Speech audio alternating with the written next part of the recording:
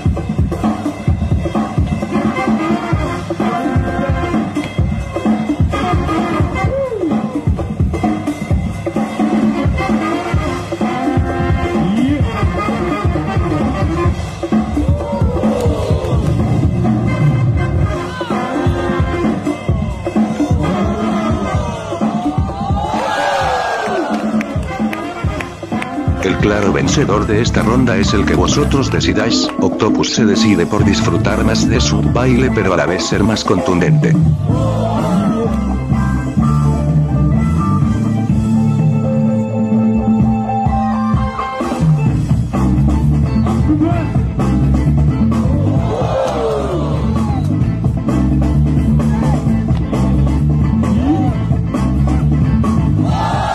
Pero para disfrutar, esta Thesis, que no para quieto y responde a la ronda de Octopus con un ligero movimiento de hombros.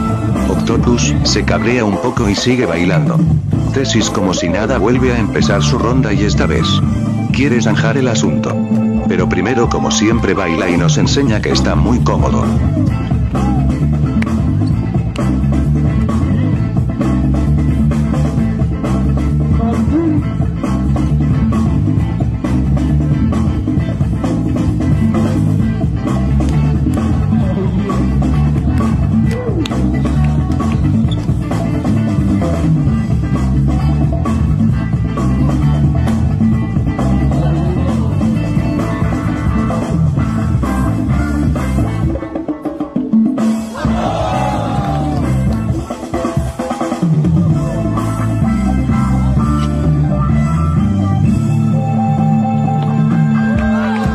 Nuevo paso de Thesis.